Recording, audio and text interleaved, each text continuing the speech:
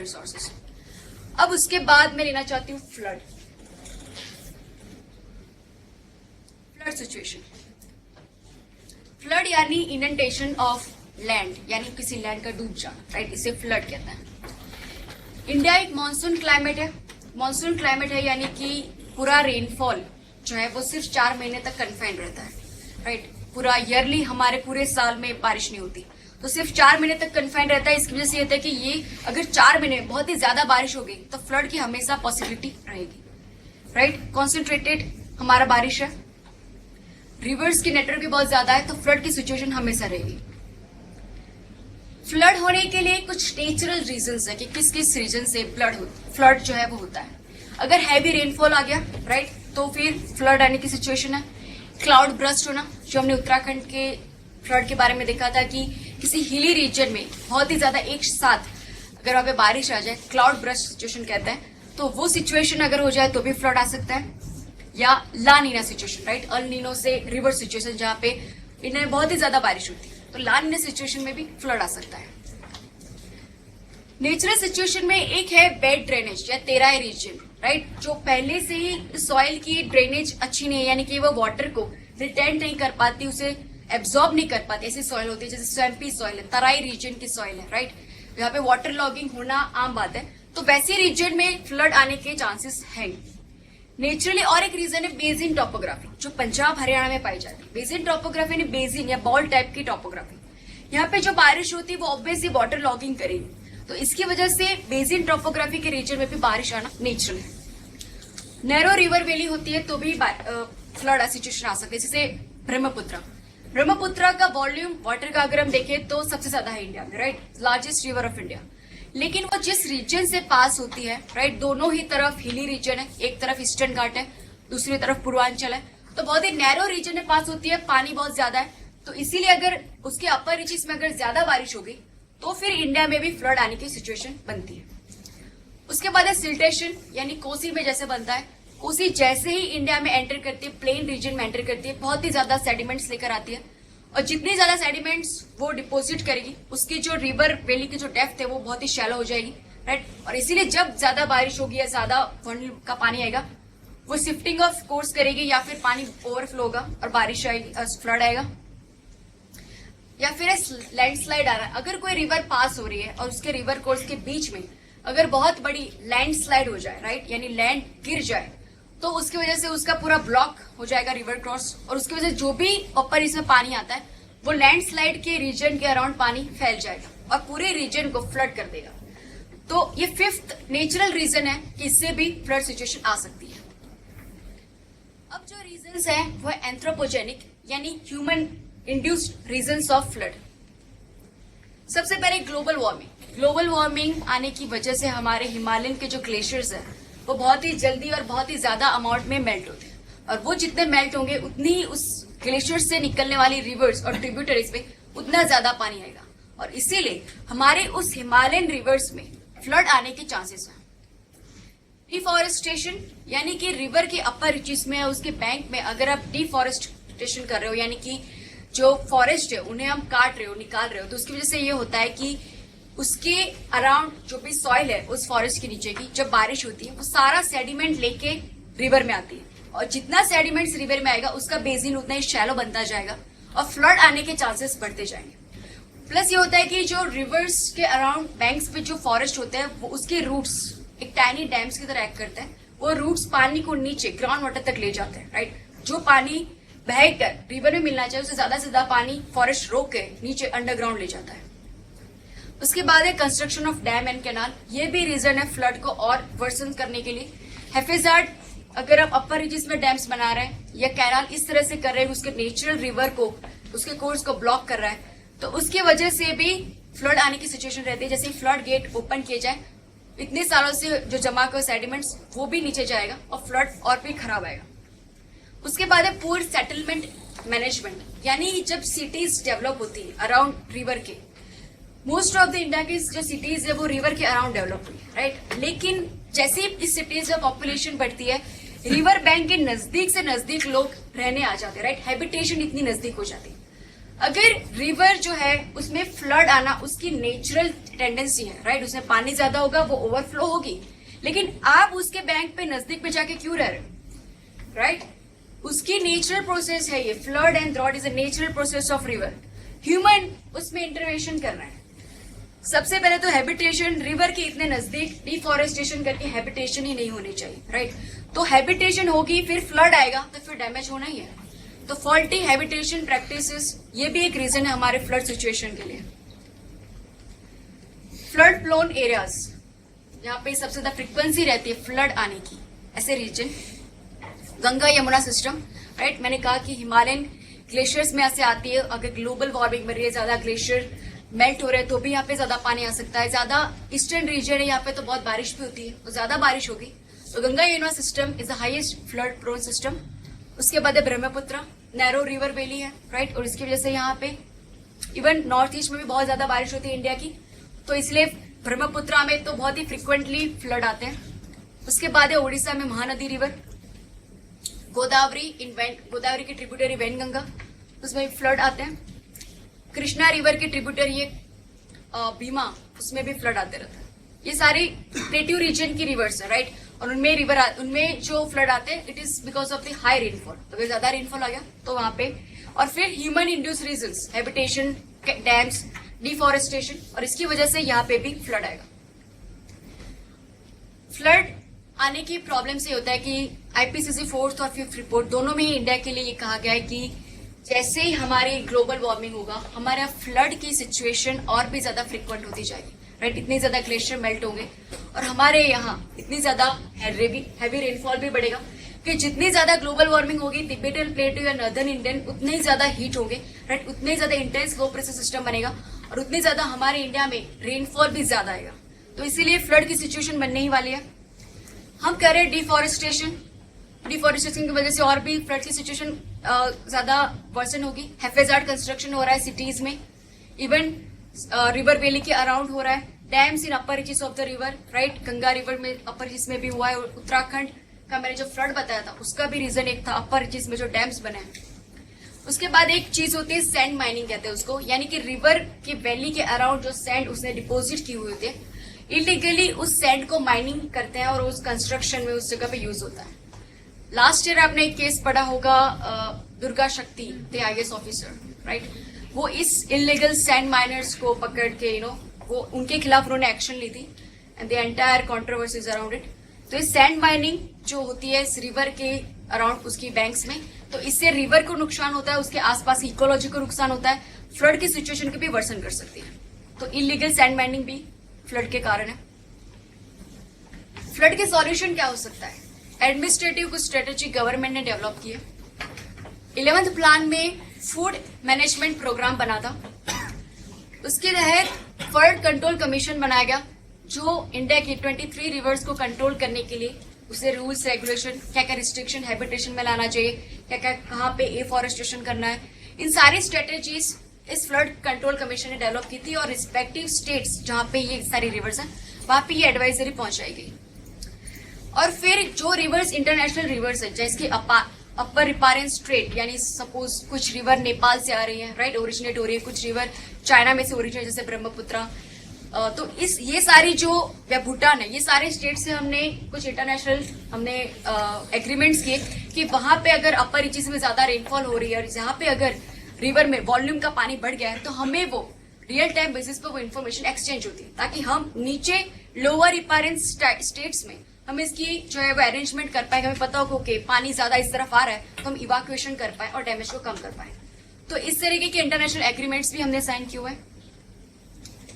लेकिन इन सभी से भी आगे अगर हम सोचें हमें किस तरह से सस्टेनेबल डेवलपमेंट करना है, सस्टेनेबल मैनेजमेंट ऑफ फ्लड करना है।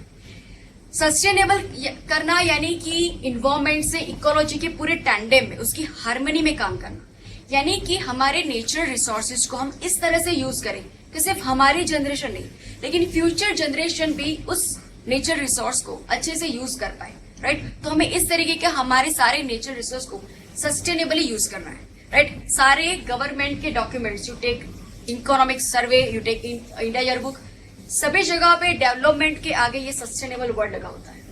तो थिंग इज दैट कि जब यूएन ने सस्टेनेबल डेवलपमेंट की स्ट्रेटेजी के बारे में बात किया तो ये सभी देश ने, सभी कंट्रीज ने एक्सेप्ट किया है कि नेचुरल रिसोर्सेज जो हम बहुत ही डिग्रेडेडली या डिग्रेड हो जाए उस लेवल पे हम यूज करें, उसकी जगह पे इकोनॉमिकली, इकोलॉजिकली हम बैलेंस करना है हमें, इकोनॉमिक इंटरेस्ट को और इकोलॉजिकल इंटरेस्ट को, राइट। तो ऐसी जो डेवलपमेंट स्ट्रेटेजी थी उसे सस्टेनेबल डेवलपमेंट स्ट्रेटेजी कहते हैं।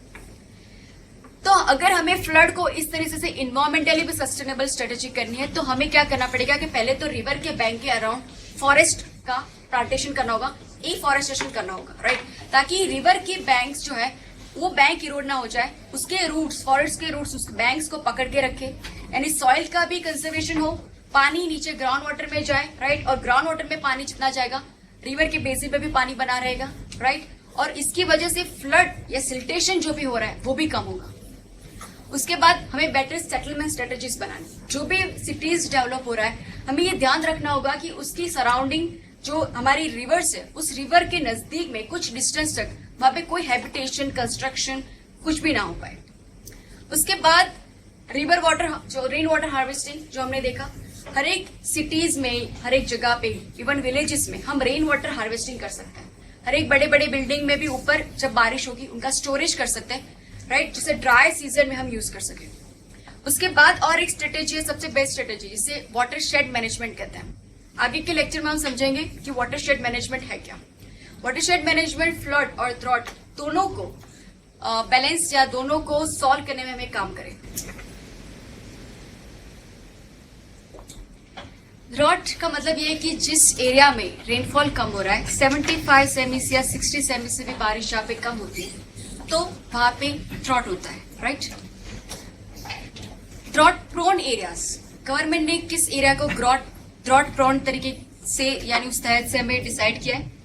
जिस एरिया में रेनफॉल की अगर मैं पूरी रेंज निकालूं, राइट, 25 ईयर्स या 40 ईयर्स की मैं पूरी रेंज देखूं और फिर 25% से ज्यादा अगर उस पूरे टाइम पीरियड में वहां पे रेनफॉल के फेल होने के चांसेस होते हैं, राइट, 25% ज्यादा जहां पे रेनफॉल के फेल होने के चांसेस होते हैं, वैसे एरियाज को ड्रॉट प्रोन एरियाज कहा जाता है। ऐसे अगर मैं नेचुरली देखूं तो 3 रीजन बनते हैं। एक है यहाँ पे लद्दाख रीजन हमारा, सेकेंड कच्छ और थार डेजर्ट, और तीसरा हमारा plateau region, rain shadow reason जो है धारवाड़, रायलसीमा, तेलंगाना रीजन। तो नेचुरली ये 3 रीजन ही ऐसे हैं जहां पे ड्रॉट प्रोन हो सकता है, यानी कि रेनफॉल के फेलियर के चांसेस 25% से ज्यादा है। लेकिन हमारा जो ड्रॉट का इश्यू है सिर्फ वाटर स्कैरसिटी तक लिमिट नहीं है, यानी कि वाटर की रिसोर्सेज में जो लिमिटेशन आ रही है, रिस्ट्रिक्शन आ रहा है, या फिर रेनफॉल फेल हो रहा है, राइट, तो सिर्फ वहां पे ड्रॉट की सिचुएशन नहीं बनती है। It quite complex then that.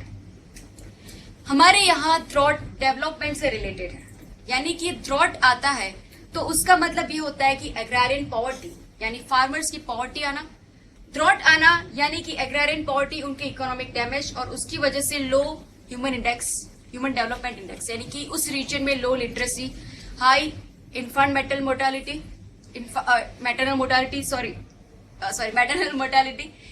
Mortality, ये सब ज्यादा होता है वहां पे। ड्रॉट हमारे यहाँ ड्रॉट डेवलपमेंट से रिलेटेड है। क्यों? क्योंकि अगर यहाँ पे रेनफॉल फेल हो जाए तो फार्मर के पास और कोई चारा नहीं होता। They are indebted to the landlords, right, money lenders से वो इंडेप्टेड हो जाते हैं। ड्रॉट के लिए अगर हमें इसे रोकना है तो 3 चीजों पे डिपेंडेंट होता है, राइट। जितना हमें ड्रॉट इफेक्ट करेगा उसके लिए 3 चीजों पे डिपेंडेंस है। वो है, एक है इकोनॉमिक स्टेटस ऑफ फार्मर, यानी कि अगर किसी रीजन में रेनफॉल फेल हो रहा है, ड्रॉट आ रहा है, लेकिन उस रीजन के फार्मर्स प्रॉस्परस है, well settled, economically well settled है, तो वहां पर ड्रॉट आएगा तो इतनी ज्यादा कोई प्रॉब्लम नहीं होगी, राइट।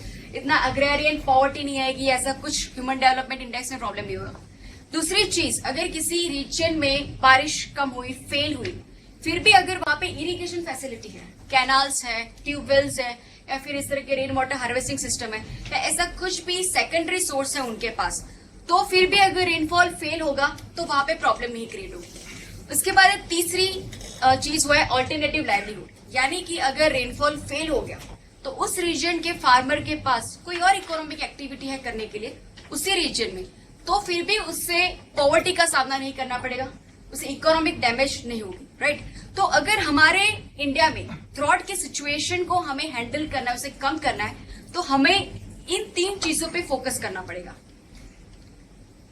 राइट। तो हमें ड्रॉट से फाइट करने के लिए एक तो हमारे एग्रीकल्चर इनकम फार्मर्स की बढ़ानी पड़ेगी, जो ड्रॉट प्रोन एरिया है। हमें वहां पे इरिगेशन फैसिलिटी प्रोवाइड करनी पड़ेगी। हमें उन फार्मर्स को ऑल्टरनेटिव लाइवलीहुड प्रोवाइड करना पड़ेगा। एक और एक कंसेप्ट जिसे रेन फेड एरियाज कहते हैं, ये सिर्फ इंडिया में इस तरह का कंसेप्ट डेवलप हुआ है।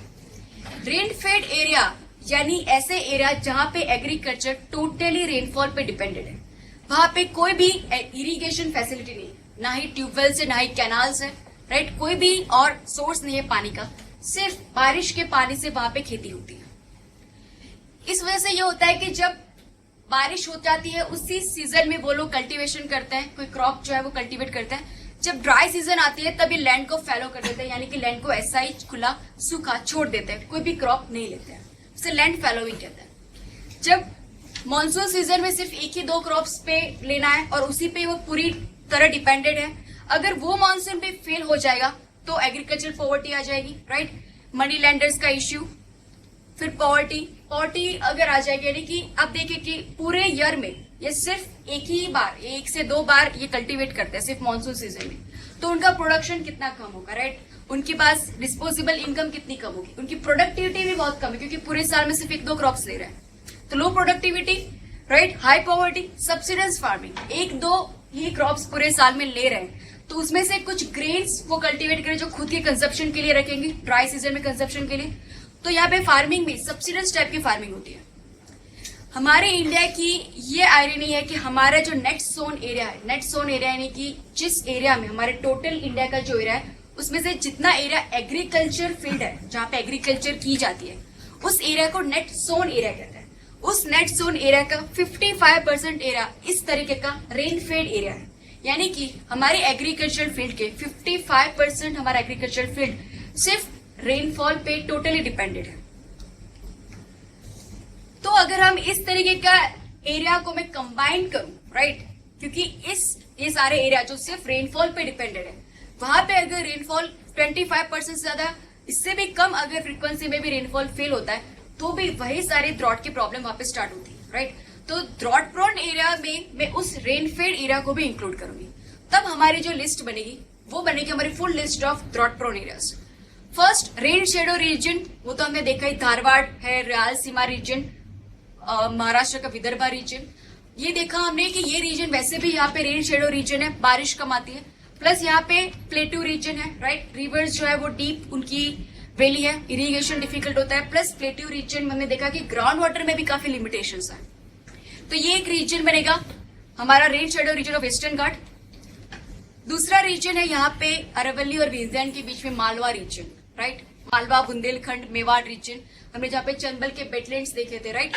तो ये बुंदेलखंड, मेवाड़, ये सारा रीजन भी हम रेन फेड एग्रीकल्चर में या फिर ड्रॉट प्रोन एरिया में हम इसे इंक्लूड करेंगे। उसके बाद है यूनिकली ईस्टर्न इंडिया। हम जानते हैं ईस्टर्न इंडियन कोस्ट जो हमारा वेस्टर्न बंगाल या ओडिशा, झारखंड, बिहार रीजन है, यहाँ पे रिवर्स, बहुत सारी रिवर्स है, यहाँ पे रेनफॉल भी यहाँ पे बहुत अच्छा होता है, लेकिन यहाँ पे कुछ एडमिनिस्ट्रेटिव लैब से या फिर रेनफॉल या सरफेस वाटर जो भी मिल रहा है उनका मिसयूज है, या फिर अंडर डेवलप यहाँ पे इरिगेशन नेटवर्क है। यहाँ पे इरिगेशन नेटवर्क अच्छे से डेवलप है, उसकी वजह से इस रीजन में जो एग्रीकल्चर होता है वो रेनफेड एग्रीकल्चर है, यानी मानसून सीजन में वो लोग क्रॉप्स लेते हैं, उसके अलावा ड्राई सीजन में वो क्रॉप्स नहीं ले पाते, और इसीलिए पानी नहीं होता है, और इसीलिए यहाँ पे पॉवर्टी बनी रहती है, राइट, क्योंकि उनकी प्रोडक्शन बहुत कम होगी, प्रोडक्टिविटी कम होगी। तो ये रीजन बारिश ज्यादा है, फिर भी ये ड्रॉट प्रोन एरिया में आएगा बिकॉज ऑफ रेनफेड एग्रीकल्चर। उसके बाद और एक रीजन हमारे इंडिया का one of the wettest region, North East region. North East region में भी बहुत ज्यादा बारिश होती है, लेकिन मैंने आगे भी बताया था कि इस रीजन पूरा हिली रीजन है, पानी का स्टोरेज करने के लिए जो फैसिलिटी होनी चाहिए, टैंक्स, रिजर्वर, ऐसा कुछ भी नहीं है। इसलिए जो भी बारिश मानसून में होती है उस टाइम पे जो क्रॉप या एग्रीकल्चर कल्टीवेशन कर लिया वो कर लिया, उसके बाद ड्राई सीजन में पानी उन्हें मिलता नहीं, वाटर स्कैर्सिटी होती है, रेनफेड एग्रीकल्चर हो जाएगा, और इसलिए यहाँ पे भी ड्रॉट प्रोन एरियाज, यानी एक भी बार अगर बारिश कम आई या फेल हो गई तो ये रीजन में भी जो और ड्रॉट प्रोन हमारे जो गुजरात थर्ड रीजन में जो सिचुएशन होती है वैसे ही सिचुएशन इस एरिया में भी बन जाएगी। रेनफेड जो एरियाज है उनका इंपॉर्टेंस क्या है? सबसे पहले ये जो हमने पहले देखा कि हमारे नेट सोन एरिया जितना भी है उसमें 55% तो ये रेनफेड एग्रीकल्चर वो वाला एरिया है। उसके बाद इंडिया का जितना भी ग्रेन प्रोडक्शन होता है उसमें से 50% जो प्रोडक्शन है वो इस रेनफेड एरिया में से आता है। प्लस हमारा पल्स या मिलेट्स का जो प्रोडक्शन है उसमें से 90% प्रोडक्शन इस रेनफेड एरिया में से आता है। कुछ कैश क्रॉप है, इंडस्ट्रियल क्रॉप्स है, कैश क्रॉप यानी जो कॉटन, शुगर केन, टोबैको, इस टाइप के जो कैश क्रॉप होते हैं वो सारे भी एक्सक्लूसिवली इस स्टेट या इस रीजन में से आते हैं। अब देख सकते हैं इसीलिए हमारे फूड सिक्योरिटी के लिए ये एरिया कितना इंपॉर्टेंट है, राइट? अब सोचिए जिस एरिया में पूरे साल में सिर्फ 1 या 2 बार ही कल्टीवेशन होता है, राइट, और इतना ज्यादा कंट्रीब्यूशन वो एरिया दे सकता है, तो जब अगर हम इस एरिया में इरिगेशन प्रोवाइड करें और ये मल्टीपल क्रॉप्स एक साल में ले पाए तो कितना ज्यादा प्रोडक्शन हो सकता है, कितनी ज्यादा प्रोडक्टिविटी डेवलप हो सकती है। और जैसे ही फ्यूचर होगा हमारी पॉपुलेशन बढ़ेगी और उस हिसाब से हमारा प्रोडक्शन भी बढ़ाना है, तो इसीलिए हमें इस रेनफेड एरिया में इरिगेशन की फैसिलिटी डेवलप करनी पड़ेगी, राइट? जो एरिया ऑलरेडी हमारा 45% जो ऑलरेडी इरिगेटेड है, राइट, वहां पे हमें कॉन्सेंट्रेट करना पड़ेगा उनकी प्रोडक्टिविटी इंक्रीज करने में, राइट? यानी कि एक ही एरिया में जितना प्रोडक्शन होता है उससे ज्यादा प्रोडक्शन हमें करवाना है। इंडिया का जो प्रोडक्टिविटी अगर हम एग्रीकल्चर में भी देखेंगे कि वन ऑफ द लोएस्ट है हर एक क्रॉप्स में, हमारे प्रोडक्टिविटी होने के बहुत ज्यादा पोटेंशियल है, तो हमें एग्रीकल्चर में जो चीज कॉन्सेंट्रेट करनी है वो हमारी प्रोडक्टिविटी को इंक्रीज करना। और रेनफेड एरिया में भी हमें एरीगेशन फैसिलिटी को डेवलप करके हमें हमारी प्रोडक्टिविटी, एग्रीकल्चर प्रोडक्टिविटी को बढ़ाना है। उसके बाद ये जो एरिया है वहां पे हमारी जो लाइफ स्टॉक पॉपुलेशन है, life stock population in India is one of the highest in the world, उसमें से 60% लाइफ स्टॉक पॉपुलेशन इस रेनफेड एरिया में आती है, राइट?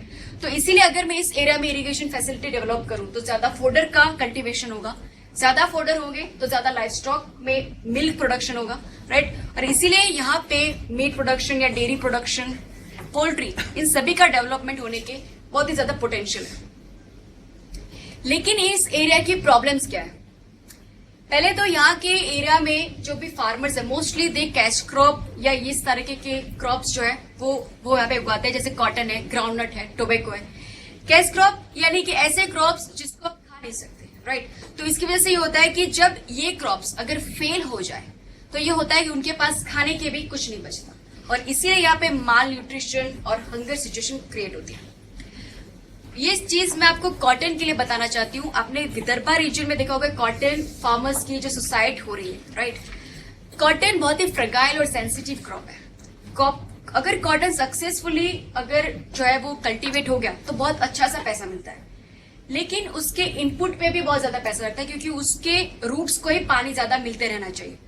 अगर उसके ऊपर कॉटन बॉल अगर बन गया और फिर बारिश हुई तो पूरा क्रॉप डैमेज हो जाएगा।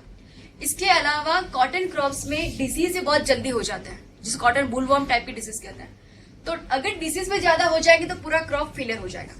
अब देख सकते हैं ये सारे एरिया में रेनफेड एरिया के जो फार्मर्स होते हैं वो ऑलरेडी पुअर होते हैं, इकोनॉमिकली इतने वेल सेटल नहीं होते, तो उन्हें जब भी कॉटन करना होता है ये वो आशा के साथ करते हैं कि मुझे बहुत अच्छा रिन्यूमरेशन मिलेगा, लोन लेके वो कॉटन का कल्टीवेशन करते हैं। लेकिन इस डिसीजेस की वजह से अगर पूरा कॉटन का क्रॉप उनका फेल जाता है, दे बिकम इंडेप्टेड, राइट? और इसीलिए उनको सुसाइड करने की सिचुएशन आती है। तो कैश क्रॉप जो है वो ज्यादा पैसे देते हैं, लेकिन इन सिचुएशंस के कारण जो है उनकी प्रॉब्लम्स भी क्रिएट होती है। इसलिए इस एरिया में हमारा जो ह्यूमन डेवलपमेंट होता है वो भी कम रहता है। रेनफेड एरिया की ये भी प्रॉब्लम है कि ज्यादातर ये रीजन अरिड या सेमी अरिड रीजन है। तेलंगाना, रायलसीमा, विदर्भा रीजन की बात आप कर ले, मालवा रीजन, ये सारे रीजन अरिड या सेमी अरिड है जहाँ पे 75 या 75 सेमी से कम बारिश होती है। तो यहाँ पे क्या होगा कि इरिगेशन फैसिलिटी नहीं है, तो ड्राई सीजन में लैंड फैलोइंग होगी, लैंड को ऐसे ही खुला विदाउट कल्टीवेशन छोड़ देंगे। तो इससे क्या होता है कि पूरे जो इरोजन के एजेंट उस पर अच्छे से वर्क करेंगे। खुला एक लैंड होती है तो विंड इरोजन उसमें होता रहेगा, तो जो लैंड है वो डिग्रेड होती रहेगी, उसकी फर्टिलिटी कम होती रहेगी, क्योंकि उसके जो टॉप सॉइल है वो धीरे धीरे जो विंड है वो उसे अलग करती जाएगी। पेनिनसुलर रीजन में भी मैंने बताया कि वहां पे कैनाल इरिगेशन करना डिफिकल्ट है। जो तेलंगाना, विदर्भा, ये सारे रीजन है, वहां पे अगर हमें इरिगेशन डेवलप करना है तो मुझे कैनाल्स के थ्रू शायद मैं दे पाऊं, राइट? जैसे हमने देखा था रिवर लिंकिंग प्रोजेक्ट। लेकिन कैनाल जो यहाँ पे इस पेनिनसुलर रीजन में डेवलप करना डिफिकल्ट है, क्योंकि पेनिनसुलर हार्ड रॉक से बने हुए हैं। वहां पे डिगिंग करना, इतनी बड़ी बड़ी कैनाल बनाना, वो भी डिफिकल्ट है। प्लस पेनिनसुलर रीजन में ग्राउंड वाटर में भी लिमिटेशंस है। तो इसीलिए इस रेनफेड एरिया जो पेनिनसुलर इंडिया में लोकेटेड है, उन्हें कुछ अलग तरीके से हमें इरिगेशन प्रोवाइड करना पड़ेगा। उसके अलावा रेनफेड एरिया के जो प्रॉब्लम्स हैं, हमारी इंडिया की BPL population, below poverty line population की 40% पॉपुलेशन इन रेनफेड एरियाज में रहती है, राइट। उनमें से सबसे ज्यादा जो है वो है हमारे लैंडलेस लेबरर्स, राइट। पहले हमने देखा है काफी पुअर एग्रीकल्चर फार्मर्स होते हैं, फिर जो मनी लैंडर्स होते हैं उनके हाथ इंडेप्टेड हो जाते हैं, अपनी जमीन गंवा देते हैं और लैंडलेस लेबरर्स बन जाते हैं। रेनफेड एरियाज को अगर हम, यानी इस एरिया को हम अच्छी सी एग्रीकल्चर इरिगेशन प्रोवाइड करें, उन्हें लाइवलीहुड प्रोवाइड करें, तो इस एरिया को अगर हम डेवलप करें तो हमारी पॉवर्टी बहुत हद तक कम हो सकती है, राइट। क्योंकि 40% पॉवर्टी इस रीजन में कॉन्सेंट्रेटेड है। तो अगर इस रीजन को अगर हम डेवलप करें, उन्हें और ज्यादा इक्विप करें, तो हमारी पॉवर्टी बहुत ही ज्यादा कम हो सकती है। ड्रॉट आती है तो क्या क्या उसके इम्प्लीकेशंस होते हैं। लैंड अबेंडिंग, अगर ड्रॉट आती है, बारिश नहीं होती, तो जो फार्मर्स होते हैं उसे लैंड फैलो कर देते हैं, उसे अबेंडन कर देते हैं, राइट। और इसकी वजह से वहां पे विंड की वजह से या पानी की वजह से पूरी जो सॉइल है वो इरोड होती रहती है, उसकी फर्टिलिटी लूज हो जाती है। उसकी अगर ड्रॉट आ रहा है, इरिगेशन फैसिलिटी नहीं है, तो फूड प्रोडक्शन कम हो जाएगा, राइट। और फूड प्रोडक्शन कम होगा तो फूड ग्रेन की शॉर्टेजेस आएगी, इन्फ्लेशन बढ़ेगा, ये सारे प्रॉब्लम स्टार्ट हो जाएंगे। प्रोडक्टिविटी हमारी बहुत ही ज्यादा कम हो जाएगी। ऑलरेडी जो हमारी प्रोडक्टिविटी कम चल रही है, पूरे साल में एक ही या दो क्रॉप्स हो रहे थे, अब एक भी क्रॉप्स नहीं होगा तो प्रोडक्टिविटी बहुत ही ज्यादा कम हो जाएगी। पॉवर्टी, ऑब्वियसली हमारे यहाँ ड्रॉट, जो रेनफेड एरियाज है वहां पे ड्रॉट आना यानी पॉवर्टी का आना, राइट। जितने भी उन्होंने जो सेविंग हो सारी उस सीजन में खत्म हो जाती है। तो सॉल्यूशन क्या हो सकता है ड्रॉट सिचुएशन का? एक तो इरिगेशन फैसिलिटी को हम एक्सपैंड करें, जैसे भी टाइप्स का इरिगेशन हो हम दे सके, उस टाइप की इरिगेशन वहां पे हम दें। ग्राउंड वाटर को हम बचा के रखें। वाटर क्राइसिस सिचुएशन या बहुत एक्सट्रीम ड्रॉट सिचुएशन होती है, उसी समय हम ग्राउंड वाटर को बचा के रखें। ऐसा नहीं कि हम समर सीजन हो, कोई भी सीजन हो, ग्राउंड वाटर से हम पानी निकालते रहे और फिर जब ड्रॉट सिचुएशन आ जाए, राइट, सब कुछ सूख जाए, तब ग्राउंड वाटर भी सूख चुका हो।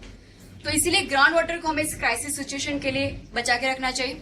रेन वाटर हार्वेस्टिंग करनी चाहिए, राइट। जितना भी रेन वाटर, जितने भी मौसम में जितना भी आता है, उस सभी पानी की बूंदों को हम कंजर्व करें ताकि ड्राई सीजन में हम इसे यूज कर पाए।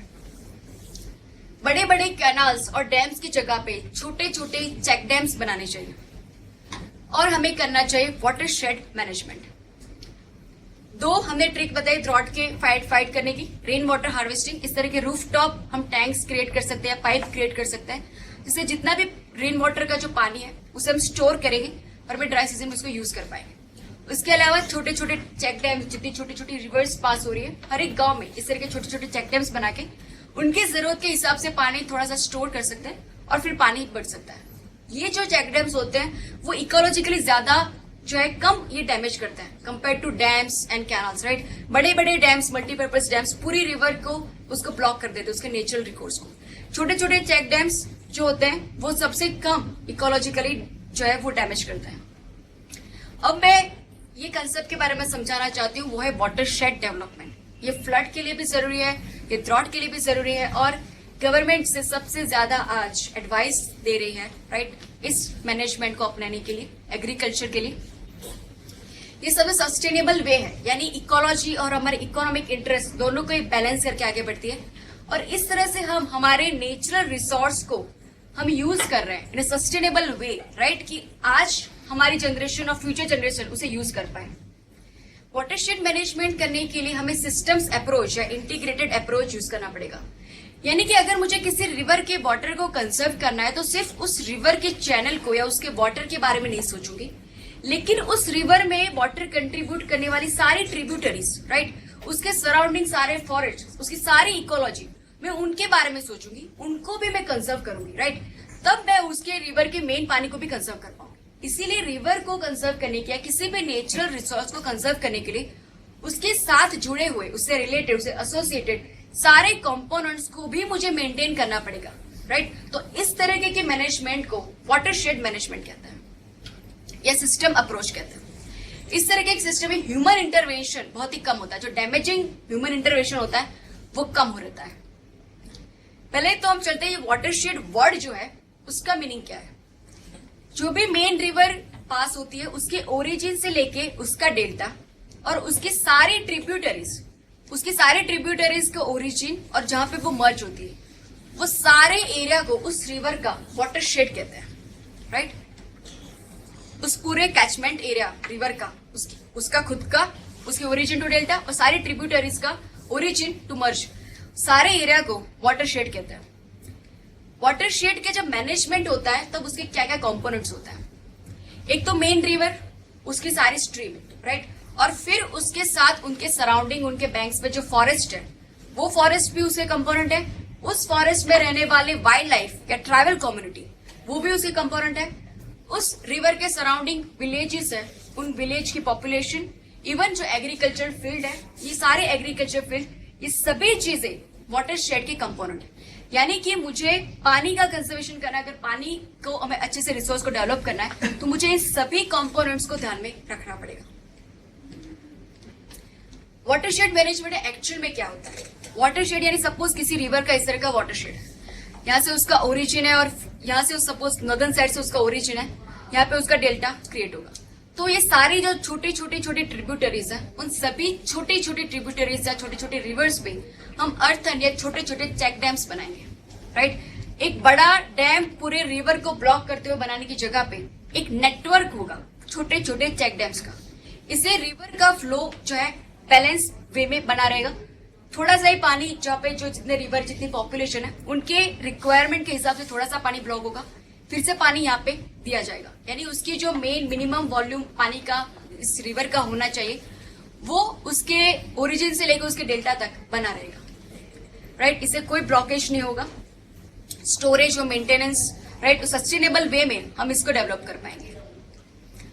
वाटरशेड मैनेजमेंट में चेक डैम्स बनाने के बाद क्या करना है। पहले में छोटे छोटे चेक डैम्स का नेटवर्क बना लिया, अब उसके बैंक्स पे हम एफॉरेस्टेशन करेंगे, फॉरेस्ट का हम प्लांटेशन करेंगे, राइट। और जैसे मैंने आगे बताया, हम अगर फॉरेस्ट को रिवर के अराउंड अगर हम एफॉरेस्टेशन करते हैं, उनका प्लांटेशन करते हैं, तो उन फॉरेस्ट की वजह से उनके रूट्स उस रिवर के बैंक्स को पकड़ के रखेंगे। उस रिवर के अंदर जो सिल्टेशन हो रहा है, जो इरोजन होता था, सॉइल पूरी इरोड होके उसके अंदर मिलती थी और रिवर बेसिन सैलो होता जाता था, वो नहीं होगा। प्लस रिवर के रूट्स जो होते हैं वो सॉइल कंजर्वेशन तो करते हैं, प्लस जब बारिश आती है तब पानी को ज्यादा नीचे पर्कुलेट करते हैं, हमारा ग्राउंड वाटर लेवल बनता है। और जब ग्राउंड वाटर लेवल बढ़ेगा तो रिवर के अंदर भी नीचे से पानी का जो सोर्स है उस रिवर में भी पानी बना रहेगा। यानी जो रिवर ड्राई होती जाती थी उसपे भी इस फॉरेस्ट रीजन की वजह से उसमें भी पानी का वॉल्यूम बढ़ जाएगा। और आप देख सकते हैं कि फॉरेस्टेशन करेंगे, मैं चेक डैम्स करूंगी, पानी का लेवल बढ़ रहा है, फॉरेस्ट करूंगी, सॉइल का भी कंजर्वेशन हो रहा है, तो पानी की अवेलेबिलिटी बढ़ेगी, सॉइल कंजर्वेशन हो रहा है तो सॉइल की फर्टिलिटी भी बढ़ेगी, राइट। और इसी वजह से पूरा एरिया ग्रीन एरिया बन सकता है, राइट। ऐसे एक्सपेरिमेंट्स हुए वाटरशेड के और ये भी पाया गया है कि कोई एरिया जो सूखा होने जा रहा था, क्योंकि रिवर पास हो रही थी, लेकिन रिवर जो है ड्राई सीजन में ड्राई हो जाती थी और ग्राउंड वाटर से पानी बहुत ही ज्यादा निकाला जाता था। इसकी वजह से ग्राउंड वाटर भी खाली हो गया। ग्राउंड वाटर खाली होने की वजह से रिवर जो है वो भी धीरे धीरे और सूखी हो जाएगी। ग्राउंड वाटर खाली होगा तो उपकर की वेजिटेशन जो है वो ज्यादा वाटर टेबल नीचे जाएगा, तो वेजिटेशन भी जो है सूखा पड़ने लगेगा, तो पूरा एरिया सूखा पड़ने लगा था, राइट। फर्टिलिटी कम हो रही थी, सॉइल इरोजन हो रहा था। उस एरिया में जब वाटरशेड डेवलपमेंट की तरह से वो प्रोजेक्ट किया गया तो वहां पे फिर से वाटर टेबल ऊपर आ गया, राइट। एफॉरेस्टेशन की वजह से वहां पे ग्राउंड वाटर बढ़ा, पानी का भी वॉल्यूम बढ़ा और पूरे सॉइल की कंजर्वेशन होने की वजह से सॉइल की फर्टिलिटी भी बढ़ी। तो इस तरह से वाटरशेड मैनेजमेंट की वजह से जो डिस्ट्रेस माइग्रेशन हो रहा था फ्रॉम विलेज टू सिटीज, उसमें भी काफी हद तक कम जो है वो हुआ है। देखिए, migration is not a bad thing. कोई भी कंट्री में अगर डेवलप हो रही है तो माइग्रेशन होना वो बहुत ही नेचुरल चीज है, राइट। लो इकोनॉमिक एक्टिविटी में से पॉपुलेशन हाई इकोनॉमिक एक्टिविटी में जा रही है, तो ये तो अच्छी बात है। इससे पॉपुलेशन की प्रोडक्टिविटी बढ़ती है, उसकी इनकम बढ़ती है और इस तरह से पूरे ओवरऑल कंट्री की इनकम बढ़ती है, राइट। जीडीपी हमारा बढ़ता है। लेकिन इंडिया में जो माइग्रेशन हो रहा है वो डिस्ट्रेस माइग्रेशन है, यानी कि लो इकोनॉमिक एक्टिविटी में से हाई इकोनॉमिक एक्टिविटी माइग्रेशन नहीं हो रहा, लेकिन जो फार्मर या लैंडलेस लेबर विलेज में है वो सिटी में आके मैन्युअल लेबर बनता है, राइट। तो उसकी इकोनॉमिक स्टेटस में कोई फर्क नहीं आता। प्लस जो विलेजेस में रहते हैं वो अपने नेटिव लैंड को छोड़ के जब सिटीज में आते हैं वो भी एक मेंटल शॉक होता है अपने नेटिव लैंड को छोड़ने का। प्लस जब सिटी में आते हैं तो उनके पास इकोनॉमिक अपॉर्चुनिटी नहीं रहती। हमारे जो सिटीज हैं they are nothing but outgrown villages, right. तो हमारे सिटीज में इतनी इकोनॉमिक उनको अपॉर्चुनिटी होती। प्लस वो जो लैंडलेस लेबरर आते हैं जो अनस्किल्ड सेमी स्किल्ड लेबर्स, तो उनके लिए और इकोनॉमिक एक्टिविटी नहीं, लेकिन मैन्युअल इनफॉर्मल लेबर में वो जुड़ते हैं। तो इसकी वजह से ये जो विलेज का तरफ से हमारे सिटीज में जो इनफ्लो हो रहा है, तो हमारे सिविक जो इंफ्रास्ट्रक्चर होता है, जो पानी या इलेक्ट्रिसिटी का सप्लाई या फिर हमारे पब्लिक ट्रांसपोर्टेशन, लैंड, इन सभी हमारे सिटी के इंफ्रास्ट्रक्चर पे प्रेशर बढ़ता है, राइट। और इसकी वजह से जितनी लैंड की डिमांड बढ़ती है, रियल एस्टेट के दाम बढ़ते हैं, और इसकी वजह से ये जो सारे लेबरर्स आते हैं वो लैंड या अपना घर को अफोर्ड नहीं कर पाते, और इसीलिए हमारे सिटीज में डेवलप होते हैं स्लम्स, राइट। तो आप देखिए कि ये पूरा एक विशेष साइकिल चल रहा है। तो इस साइकिल को अगर हमें रोकना है तो हमें माइग्रेशन को टारगेट नहीं करना, हमें प्रोडक्टिविटी को टारगेट करना है। प्रोडक्टिविटी चाहे विलेज में रहने वाले फार्मर्स की हो या सिटीज में रहने वाले लेबरर्स की। हमें लेबर को एजुकेशन देना है, स्किल देना है, ताकि वो लो इकोनॉमिक जो इनफॉर्मल लेबर सिस्टम है जहाँ पे उसकी सोशल सिक्योरिटी नहीं है, राइट, उसमें उसे जॉब की सिक्योरिटी नहीं है, और जहाँ पे अनहाइजीनिक स्लम्स में वो रह रहा है, उसे एजुकेशन दो, स्किल दो, तो लोअर इकोनॉमिक एक्टिविटी से वो हायर एक्टिविटी में आ जाए। और विलेज में जो फार्मर है उनको इस तरह से हम इक्विप्ड करें कि वो उनकी एग्रीकल्चर को हम प्रॉफिटेबल बना पाए, राइट। तो हमारे टारगेट है productivity and not the migration. तो वाटरशेड मैनेजमेंट जो है इस तरीके की विलेज के जो कम्युनिटी है, विलेज के जो फार्मर्स है, उन्हें वो स्ट्रेंथन करता है, उनकी एग्रीकल्चर को प्रॉफिटेबल बनाता है। वाटरशेड मैनेजमेंट को गवर्नमेंट ने स्टार्ट किया था इन 1973। 2009 और 10 के बीच में उसको रिवाइज किया गया। उस दौरान जो और प्रोग्राम्स चल रहे थे जैसे कि drought prone area programme, desert development programme और इंटीग्रेटेड वाटरशेड डेवलपमेंट प्रोग्राम, इन तीनों को मर्ज करके इंटीग्रेटेड वाटरशेड मैनेजमेंट प्रोग्राम बनाया गया। उस प्रोग्राम के तहत सेंट्रल गवर्नमेंट ये सारी विलेज कम्युनिटी होती है उनको अलग अलग तरह से ट्रेनिंग देती है, राइट, इंस्टीट्यूशनल और कैपेसिटी बिल्डिंग का असिस्टेंस देती है। कुछ सक्सेसफुल एग्जाम्पल्स, एक है अरावली प्रोजेक्ट इन राजस्थान जो किया था लीड, जिसने ये प्रोग्राम को लीड किया था वो था Rajendra Singh. Rajendra Singh is the water man of India. वो तरुण भारत संघ एनजीओ को चलाते हैं। उसके बाद Ralegaon Sindhi Maharashtra under Anna Hazare. Watershed management को अगर आपको अच्छे से समझना है, देखिए हर एक रीजन की अपनी वाटर स्कार्सिटी के रीजंस अलग होते हैं और उस वाटर की अवेलेबिलिटी के रीजंस भी हर जगह अलग अलग होते हैं। तो इसलिए वाटरशेड मैनेजमेंट कस्टमाइज तरीके से हर एक छोटे छोटे रीजन में अप्लाई किया जाता है, राइट। तो हर एक रीजन में कंपोनेंट्स या उनके जो पूरा डेवलपमेंट है वो अलग अलग होगा। तो आपको उसे और अच्छे से समझना है तो योजना जो हमारी मैगजीन है उसमें वाटरशेड के इश्यूज आते हैं, तो आप वो इश्यू पकड़िए और वहां पे सारी रियल टाइम केस स्टडीज वहां पे दी गई होती है। कुछ केस स्टडीज को आप पढ़िए तो आपके दिमाग में पूरा वाटरशेड मैनेजमेंट दिमाग में आ जाएगा कि किस तरह से ये वाटरशेड मैनेजमेंट अप्लाई किया गया, क्या प्रॉब्लम थी पहले, क्या किया गया और फिर क्या बदलाव आया, राइट। तो वाटरशेड मैनेजमेंट ज्यादा समझने के लिए आप योजना पढ़ सकते हैं। लेकिन वाटरशेड मैनेजमेंट को सक्सेसफुल होने के लिए सबसे इंपॉर्टेंट है पीपल्स पार्टिसिपेशन, राइट। गांव के सभी लोग इकट्ठा होकर चेक डैम्स बनाएंगे, सभी इकट्ठा होकर अगर एफॉरेस्टेशन करेंगे तभी पूरा वाटरशेड मैनेजमेंट जो है वो सक्सेस हो सकेगा। कुछ एक दो लोग मिलके चेक डैम्स नहीं बना सकते, ना ही एफॉरेस्टेशन कर सकते हैं। तो पूरे गांव की, पूरे कम्युनिटी की यूनिटी होना जरूरी है। पंचायती राज सिस्टम उसका स्ट्रेंथन होना, उसका स्ट्रांग होना जरूरी है, राइट। ये पूरे एक डिसेंट्रलाइज सिस्टम है, नॉट द सेंट्रलाइज सिस्टम जो डैम है, कैनाल्स में सेंट्रल गवर्नमेंट है, जो स्टेट गवर्नमेंट है वो हैंडल करती है। ये डिसेंट्रलाइज सिस्टम है जो गांव की पंचायत उसे हैंडल कर पाती है, उसे कंट्रोल कर सकती है। लोकल पीपल का इन्वॉल्वमेंट बहुत जरूरी है। लाइक लोकल जितना पार्टिसिपेशन उतना सक्सेसफुल होगा ही, उतनी ज्यादा वाटर अवेलेबिलिटी बढ़ेगी, उतनी ज्यादा सॉइल फर्टिलिटी बढ़ेगी, ज्यादा इनकम उन पूरे एरिया में बढ़ेगी, राइट। ये पूरा जो वाटरशेड है मैंने पहले ही बताया इकोलॉजी और इकोनॉमिक इंटरेस्ट दोनों को बैलेंस करता है। इकोलॉजी के साथ पूरा टैंडेम इन हार्मनी में चलता है।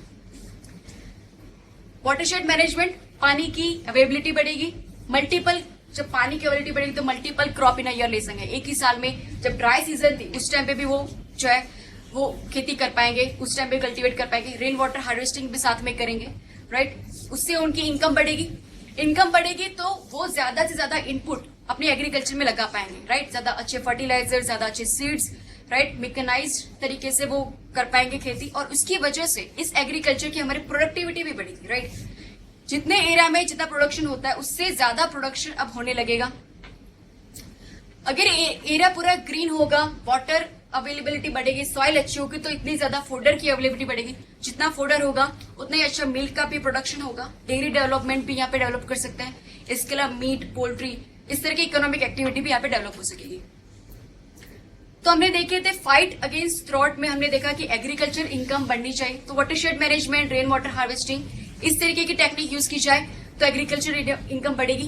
प्लस इरिगेशन फैसिलिटी, इससे हम इरिगेशन फैसिलिटी डेवलप कर रहे हैं। जो भी छोटे छोटे स्ट्रीम मिल रहे हैं या रेन वाटर आ रहा है उन्हीं से हम इरिगेशन कर रहे हैं। तीसरी चीज है ऑल्टरनेटिव लाइवलीहुड देना फार्मर्स को। इन लाइवलीहुड्स में क्या हो सकता है, यानी एग्रीकल्चर के अलावा विलेज के कम्युनिटी में, ये विलेज रीजन में हम क्या क्या डेवलप कर सकते हैं। एनिमल हस्बेंड्री डेवलप कर सकते हैं जिससे हम डेयरी डेवलपमेंट हो सके, right. Meat, poultry, animal products का भी सेलिंग हो सकता है, मार्केटिंग हो सकता है, एक्सपोर्ट हो सकता है। बी कीपिंग, राइट, हनी का प्रोडक्शन हो सकता है। सेरीकल्चर, सिल्क का प्रोडक्शन हो सकता है। उसके अलावा एग्रो फॉरेस्ट्री हो सकती है। एग्रो फॉरेस्ट्री यानी एग्रीकल्चर प्लस फॉरेस्ट, यानी कि फार्मर्स अपने फील्ड में जो एग्रीकल्चर क्रॉप्स बनाते हैं उसकी बॉर्डर रीजन पे वो प्लांट करेंगे बड़े बड़े ट्रीज, राइट, जैसे कि मैंगो हो गया, नीम हो गया। तो इतने बड़े बड़े ट्रीज को वैसे तो टाइम लगता है, 10-15 साल लगते हैं मैच्योर होने में, लेकिन जब वो मैच्योर हो जाएंगे तब उनमें वुड या उनके फ्रूट्स, इससे बहुत ज्यादा उसकी प्रोडक्ट्स होती है, राइट, जो बहुत अच्छे दाम में बिकती है। तो इस तरह से एग्रो फॉरेस्ट्री भी कर सकते हैं। एग्रो फॉरेस्ट्री कंबाइंड वे पे भी हो सकता है, यानी कि कोई विलेज है, उसकी कोई एक वेस्टलैंड है, राइट, जहाँ पे कोई खेती नहीं करता, कोई एग्रीकल्चर नहीं करता और वो एरिया बेरन रहता है, वहां पे भी इस तरह की ट्रीज वहां पे प्लांट की जाए तो फिर उस ट्रीज को भी कंबाइनली जो है कॉमन कोऑपरेटिव मैनर में विलेज के लोग उसके वुड्स या उसके फॉरेस्ट के प्रोडक्ट्स को यूज कर सकते हैं और उस हिसाब से वो सॉइल भी कंजर्व हो जाएगी। वहां पे फोडर के कल्टीवेशन भी कर सकते हैं और सारे विलेज के एनिमल्स होते हैं उनको फोडर मिल सकता है। तो इस तरीके की एग्रो फॉरेस्ट्री भी कर सकते हैं। उसके बाद फूड प्रोसेसिंग इंडस्ट्रीज, हमारे GS3 फूड प्रोसेसिंग इंडस्ट्री हमारा जो GS में पार्ट है, फूड प्रोसेसिंग इंडस्ट्री भी डेवलप कर सकते हैं। हैंडीक्राफ्ट, विलेज टूरिज्म, ये सारी अलग अलग इकोनॉमिक एक्टिविटीज अलग अलग रीजन जहाँ पे वो लग रही है वहां पे हम उन्हें अप्लाई कर सकते हैं। लेकिन ये सारी इंडस्ट्रीज डेवलप करने के लिए हमें जरूरत होगी कनेक्टिविटी, राइट। हमारे सारे विलेजेस हमारे स्टेट कैपिटल से कनेक्टेड होने चाहिए। वहां पे 24 आवर्स इलेक्ट्रिसिटी मिलनी चाहिए, तो भी सारी इस टाइप की इंडस्ट्रीज हम डेवलप कर सकते हैं। ट्रांसपोर्टेशन नेटवर्क या कम्युनिकेशन नेटवर्क, ये सारा हमें डेवलप करना पड़ेगा। मार्केटिंग फैसिलिटी, एक सप्लाई और एक डिमांड की जो चेन होती है वो हमें डेवलप करनी पड़ेगी, राइट। जैसे हमारा अमूल का जो पूरा मॉडल है, जहाँ पे अमूल जो है वो गुजरात के छोटे छोटे गांव में से छोटे छोटे फार्मर्स के पास से मिल्क कलेक्ट करता है, राइट, उन्हें प्रोसेस करता है और उन्हें बेचता है। ये पूरा जो मार्केटिंग का नेटवर्क है गुजरात में, वैसा हर एक स्टेट में होना चाहिए। मिल्क का प्रोडक्शन या अमूल की वजह से गुजरात के फार्मर्स को एक कुशन मिलता है कि अगर उनके क्रॉप फेल होगा या उनके क्रॉप में कमी आएगी, लेकिन एक उनके परमानेंट इनकम जो है वो बनी रहती है। तो इस तरह की डेयरी डेवलपमेंट या पोल्ट्री, ऐसा कुछ साइड इनकम हर एक फार्मर के पास होना चाहिए, तो इसे ड्रॉट में फाइट करने में उन्हें आसानी रहती है। उसके अलावा फॉर्मल बैंकिंग से उनका कनेक्शन, राइट। क्रॉप फेल होता है, फिर उन्हें मनी लैंडर्स के पास जो वो जाते हैं और उनके लोन लेते हैं, तो हमेशा एक विशेष साइकिल में फंस जाते हैं। इसकी जगह पे हमें फॉर्मल बैंकिंग से कनेक्ट करना पड़ेगा हमारे सारे फार्मर्स को। क्रॉप इंश्योरेंस की फैसिलिटी देनी पड़ेगी, यानी कि अगर क्रॉप फेल हो जाए तो इंश्योरेंस की जो लिया होता है उससे उन्हें पैसे मिल जाए। तो क्रॉप फेल या ड्रॉट की सिचुएशन में जो गारंट हमारी जो पॉवर्टी है वो सिचुएशन हल हो सकती है अगर क्रॉप इंश्योरेंस फैसिलिटी हमारे सारे फार्मर्स के पास हो। तो इस तरह से एग्रीकल्चर इनकम हमने देख ली कैसे बढ़ सकती है। इरिगेशन फैसिलिटी अलग अलग तरीके से, जो पेनिनसुलर इंडिया हमने देखा वहां पे कैनल बनाना डिफिकल्ट है, वहां पे अंडरग्राउंड वाटर में भी प्रॉब्लम है, तो वहां पे इस तरह की रेन वाटर हार्वेस्टिंग कर सकते हैं, वाटरशेड मैनेजमेंट कर सकते हैं, राइट, और अलग अलग तरीके की इस तरह की इरिगेशन फैसिलिटी डेवलप कर सकता है। इस तरह के अलग अलग इकोनॉमिक एक्टिविटीज में हमारे फार्मर को दी जा सकती है। इसके अलावा जो हमारे गवर्नमेंट हमारे जो साइंटिस्ट हैं उन्होंने कुछ अलग तरीके की एग्रोकल्चर प्रैक्टिसेस डेवलप की है जो सिर्फ ड्रॉट प्रोन एरिया में अप्लाई की जा सकती है। पहले तो हमें ये देखना चाहिए कि हमारे यहाँ गवर्नमेंट जो फंड एलोकेशन करती है एग्रीकल्चर के लिए, तो उसमें दो पार्ट्स रहते हैं। फर्स्ट पार्ट होता है सब्सिडी का और दूसरा होता है कैपिटल इन्वेस्टमेंट। तो हमारे यहाँ जो एलोकेशन एग्रीकल्चर में होता है वो सब्सिडी में ज्यादा है और कैपिटल इंफ्रास्ट्रक्चर है, कैपिटल इंटेंसिव जो इंफ्रास्ट्रक्चर बनेगा उसमें कम रहता है। हम आगे देखेंगे एग्रीकल्चर में भी कि हमारे एग्रीकल्चर को सब्सिडी से ज्यादा कैपिटल इंफ्रास्ट्रक्चर क्रिएट करने की ज्यादा जरूरत है। कैपिटल इंफ्रास्ट्रक्चर यानी चेक डैम्स बनाना, टैंक्स बनाना, रिजर्वायर्स बनाना, रेन वाटर हार्वेस्टिंग सिस्टम हर विलेजेस में हो, वेल या ट्यूबवेल्स हो, हर एक जगह पे कोल्ड स्टोरेजेस हो, राइट। ये सारे कैपिटल इंफ्रास्ट्रक्चर है। हमारे विलेजेस में हमारे एग्रीकल्चर को इन इंफ्रास्ट्रक्चर की ज्यादा जरूरत है, ना कि सब्सिडी की जो बहुत ही ज्यादा यूरिया को दी जाती है, डीजल या इलेक्ट्रिसिटी की, राइट। उससे कम करके हमें देना है ज्यादा से ज्यादा एलोकेशन इन कैपिटल फॉर्मेशन, ताकि ये लॉन्ग टर्म जो है हमारे प्रोडक्टिविटी को बढ़ा पाए। उसके बाद कुछ ऐसी क्रॉप की वैरायटी, राइट। कुछ ऐसे क्रॉप्स होते हैं जिसको कल्टीवेट करने के बहुत ज्यादा पानी की जरूरत पड़ती है, इसे वाटर इंटेंसिव क्रॉप्स कहते हैं। Rice, cotton, sugarcane. अगर कोई रीजन ड्रॉट प्रोन है, अरिड है, तो वहां पे वाटर इंटेंसिव क्रॉप्स का कल्टीवेशन नहीं होना चाहिए।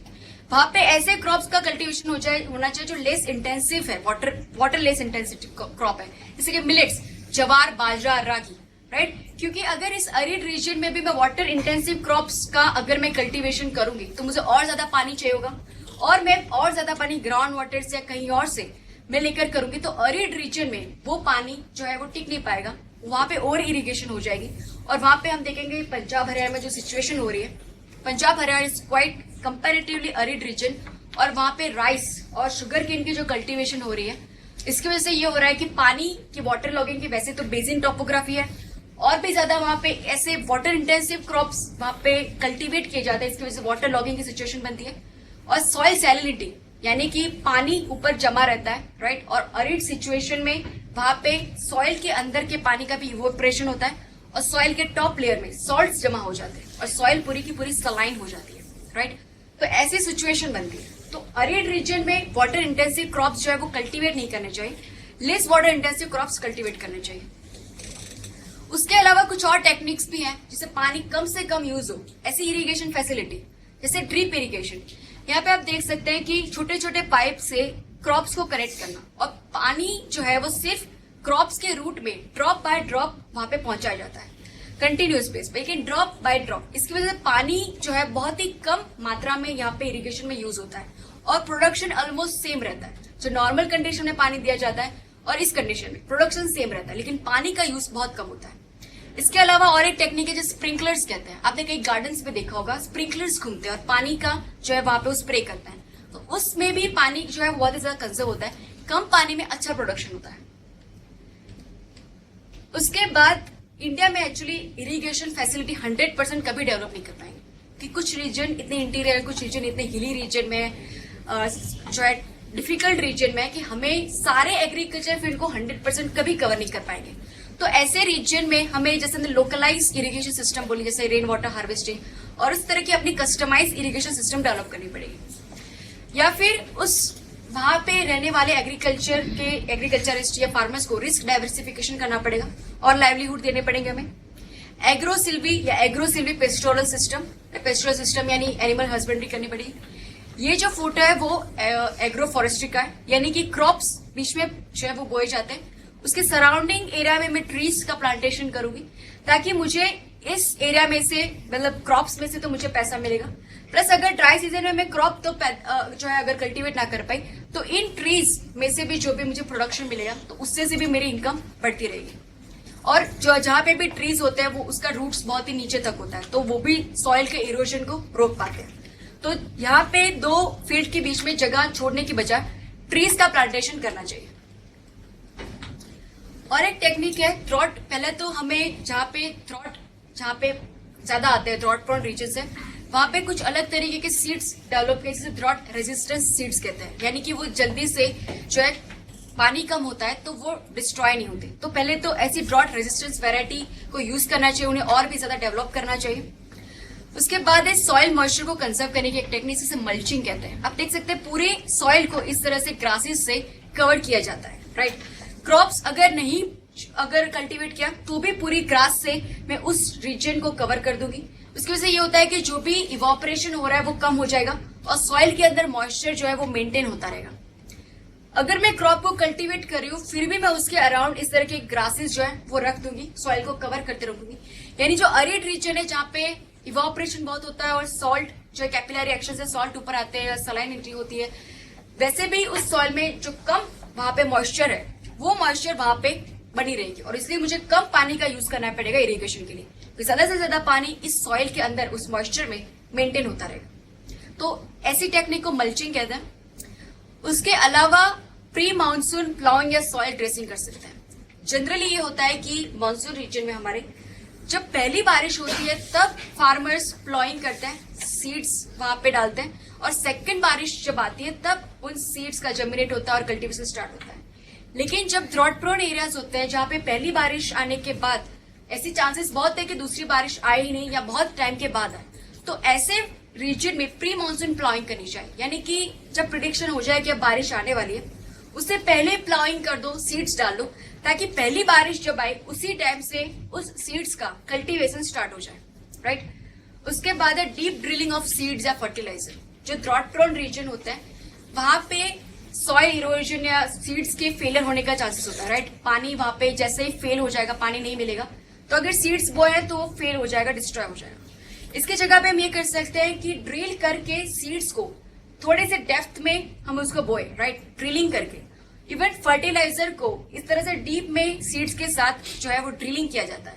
इसकी वजह से होता है कि जितनी डीप में होगी और ज्यादा थोड़ी मॉइस्ट सॉइल होगी और इस तरह से अगर ड्रॉट भी आएगा, फेलियर अगर रेनफॉल का होगा, फिर भी ये डीप ड्रिलिंग की वजह से वो जो नीचे का अंदर जो सीड है वो डिस्ट्रॉय नहीं, राइट। तो एक और ये टेक्निक है deep drilling of seeds and fertiliser कर सकते हैं। क्रॉप रोटेशन, वैसे क्रॉप रोटेशन हर एक एग्रीकल्चर प्रैक्टिस की एडवाइस दी जाती है। क्रॉप रोटेशन यानी कि कोई एक ही क्रॉप को बार बार मत कल्टीवेट करो, उसे रोटेट करते रहो, या डिफरेंट क्रॉप्स को आप रोटेट करते रहो। पहले ग्रेन लो, फिर पल्सेस लो, फिर मिलेट लो, फिर वेजिटेबल्स। तो इस तरह से क्या होता है कि अगर एक ही क्रॉप को मैं बार बार वहां पे कल्टीवेट करूंगी तो जो क्रॉप जिसको जो न्यूट्रिएंट चाहिए वो बार बार उसी न्यूट्रिएंट को सॉइल में से लेता रहेगा और फिर वो सॉइल कुछ उस न्यूट्रिएंट के लिए उसमें जो है लैक हो जाएगी, वो उसमें कम हो जाएगा। इसलिए ऐसे पर्ल्स और ग्रेन का कॉम्बिनेशन होना चाहिए कि जब ग्रेन आए तब जो न्यूट्रिएंट का जो यूज हो, पल्सेस क्या करते हैं नाइट्रोजन और देते हैं, तो पल्सेस अगर मैं यूज करूं तो फिर और नाइट्रोजन उस सॉइल में बन जाएगा। फिर मैं ग्रेन यूज करूंगी तो ग्रेन नाइट्रोजन को एक्सट्रैक्ट करेगा। तो इस तरह से क्रॉप की रोटेशन जितनी होती है तो सॉइल की फर्टिलिटी बनी रहती है। तो क्रॉप रोटेशन भी इस तरह से सभी रीजन में करना चाहिए, स्पेशली ड्रॉट प्रोन रीजन में। Drought prone area development plan जो गवर्नमेंट का प्लान है, उसके अंदर गवर्नमेंट क्या करती है, उन्हें सब्सिडीज प्रोवाइड करती है, राइट। उसके अलावा क्रॉप इंश्योरेंस इन फार्मर्स को मिलता है। ड्रॉट सिचुएशन में या रेनफॉल के फेलियर के सिचुएशन में उन्हें इंश्योरेंस मिलता है। उसके अलावा उनके ड्रॉट सिचुएशन में या जब क्रॉप फेलियर होता है तब उनको डायरेक्ट ट्रांसफर दिया जाता है या पीडीएस सिस्टम से उनसे ग्रेन प्रोवाइड की जाती है हंगर और माल न्यूट्रिशन सिचुएशन को हैंडल करने के लिए। गारंटीड एम्प्लॉयमेंट यानी कोई और ऑल्टरनेट, जैसे एमजी नरेगा है हमारा, उस तरह से ऑल्टरनेटिव लाइवलीहुड इस विलेज रीजन में प्रोवाइड की जाती है। रूरल एसेट का डेवलपमेंट यानी चेक डैम्स बनाना, वेल, ट्यूबवेल या रेन वाटर हार्वेस्टिंग सिस्टम, ये सारे टाइप की कैपिटल फॉर्मेशन या कैपिटल एसेट का फॉर्मेशन किया जाता है, राइट। तो हमने आज देखा flood prone areas, problems and solution, drought prone areas देखिए और एक कंसेप्ट देखा रेनफेड एरियाज, राइट। और दोनों में हमने सॉल्यूशन देखे कैसे हम ड्रॉट को फाइट कर सकते हैं, उसे कैसे सॉल्यूशन हो सकते हैं। अब है soil which is very big topic, तो मैं यहाँ पे लेक्चर को कंप्लीट करता हूँ। लेकिन हम देख सकते हैं कि जस्ट अ सेकंड, सॉइल में हम क्या क्या देखेंगे प्लीज देख लीजिए। सॉइल में कैसे सॉइल फॉर्मेशन होती है, सॉइल फॉर्मेशन, सॉइल की प्रोफाइल इस फॉर्मेशन के बाद कैसे बनती है, सॉइल का इरोजन होना यानी क्या, और इरोजन होने के बाद हम कंजर्व कैसे कर सकते हैं, सॉइल का सैलिनेशन कैसे होता है और उसको हम कैसे फाइट कर सकते हैं, डेजर्टिफिकेशन वो क्या चीज है उसे हम कैसे रोक सकते हैं, सॉइल्स ऑफ इंडिया, इंडिया में कितने टाइप की सॉइल है और उनके पास क्या क्या न्यूट्रिएंट्स है, और फिर हम देखेंगे land use pattern of India, India में लैंड की किस किस रीजन में या किस किस फील्ड में किस तरह से यूजेज होता है, राइट। तो सारा पोर्शन हम नेक्स्ट लेक्चर में थैंक यू।